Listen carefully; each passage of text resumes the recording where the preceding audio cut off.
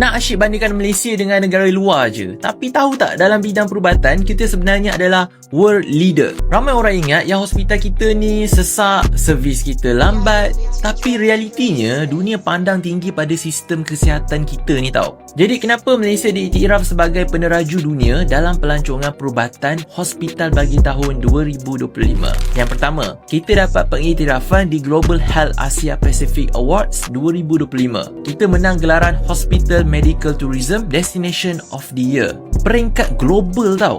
Yang kedua, kita juga ada credibility profesional dan teknologi yang setanding negara maju. Ketiga, dan yang paling penting sekali, kos kita jauh lebih kompetitif. Quality world class, harga rakyat common bagi pelancong asing. Orang luar datang ke Malaysia bukan sekadar bercuti, mereka datang membawa harapan, dokumen perubatan dan kepercayaan kerana Malaysia kini diiktiraf sebagai destinasi pelancongan perubatan nombor 1 dunia. Dalam video ini kita kupas kenapa hospital di Malaysia jadi pilihan global, dari kos rawatan yang berpatutan, kepakaran doktor, layanan manusiawi, hingga ironi kecil bila rakyat sendiri masih ragu dengan sistem yang dunia puji. Video santai, berfikir, sedikit menyindir, sebab kadang-kadang yang paling hebat itu ialah benda yang kita anggap biasa. TV rosak studio, cerita biasa kita jadikan bermakna. Malaysia and fenomena pelancongan perubatan global. Pergi ke bandar cari rawatan, singgah mama pesan roti pelantah. Orang luar datang bawa harapan.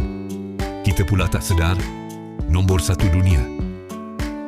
Bukan sekadar pelancong datang ambil gambar KLCC atau makan nasi lemak, tetapi datang dengan fail perubatan, janji temu doktor dan harapan untuk sembuh.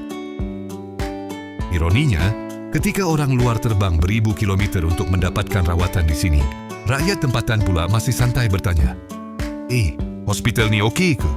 Inilah kisah bagaimana Malaysia menjadi juara global. Dalam senyap, berhemah dan sedikit kelakar.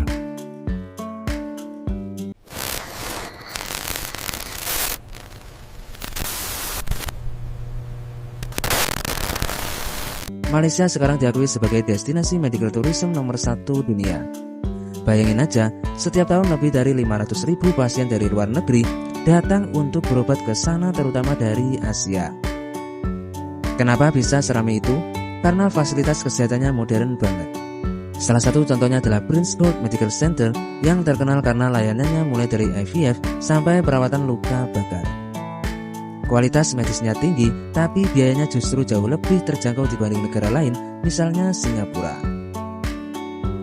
Malaysia bukan nombor 1 kerana bangunan hospital yang tinggi sahaja, tetapi kerana gabungan kualiti rawatan, kos berpatutan dan layanan manusiawi. Di negara lain, masuk hospital, boleh buat jantung berdegup laju sebelum sempat jumpa doktor. Di Malaysia, degupan laju itu selalunya kerana terkejut tengok bil rawatan. Murahnya? Itulah realiti yang membuatkan pesakit luar tersenyum dan pesakit tempatan mula angguk bangga. Doktor-doktor di Malaysia pula bukan sekadar pakar dari segi akademik, tetapi juga mahir dalam seni komunikasi. Mereka boleh bercakap serius tentang pembedahan, kemudian selitkan ayat, jangan risau, kita jaga elok-elok. Ayat ringkas itu mungkin kecil bagi kita, tetapi besar bagi pesakit asing yang datang dengan rasa takut dan tidak pasti. Di sinilah perubatan Malaysia menang, bukan hanya pada teknologi, tetapi pada empati. Faktor kos menjadi cerita paling popular dalam kalangan pelancong perubatan. Rawatan yang di negara asal mereka mencecah ratusan ribu, di Malaysia menjadi sesuatu yang masih masuk akal. Malah ada yang sempat bergurau, saya datang buat rawatan tapi sempat juga bercuti. Ini menjadikan Malaysia unik, negara di mana rawatan dan rehat boleh berlaku dalam satu jadual. Kemudahan infrastruktur turut memainkan peranan besar. Hospital swasta dan awam di Malaysia tidak lagi sekadar tempat rawatan, tetapi hampir menyerupai pusat servis pelanggan. Sistem janji temu teratur, kaki tangan mesra, dan fasiliti yang bersih menjadikan pengalaman hospital tidak lagi menakutkan. Bagi orang luar, ini sesuatu yang mengejutkan. Bagi kita pula, kadang-kadang dianggap biasa. Itulah kelebihan yang sering kita lupa. Tidak kurang pentingnya ialah faktor kepelbagaian budaya dan makanan. Pesakit dari Timur Tengah, Eropah atau Asia Timur mudah menyesuaikan diri kerana makanan halal. Pelbagai bahasa, dan suasana yang tidak terlalu asing. Selepas rawatan, mereka boleh makan sup panas, nasi lembut atau bubur, tidak perlu bergelut dengan menu yang pelik. Proses penyembuhan pun terasa lebih manusiawi. Menariknya, kejayaan ini berlaku tanpa Malaysia terlalu bising mempromosikan diri. Kita tidak melaungkan diri setiap hari sebagai yang terbaik. Kita hanya buat kerja dengan konsisten, seperti orang kampung yang jarang bercakap besar, tetapi hasil kebunnya sentiasa menjadi buah tangan orang luar. Namun di sebalik kejayaan ini, ada ironi kecil yang mencuit hati. Ketika orang luar memuji sistem kesihatan kita, rakyat tempatan masih gemar merungut. Ini bukan salah, tetapi peringatan bahawa apa yang kita anggap biasa sebenarnya luar biasa di mata dunia.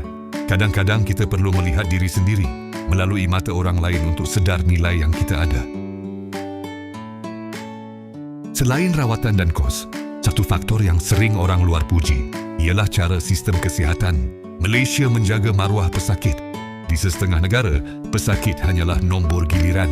Di sini pesakit masih dipanggil dengan nada hormat, dijelaskan keadaan mereka dengan sabar dan tidak dipercepatkan seperti barang di kaunter ekspres.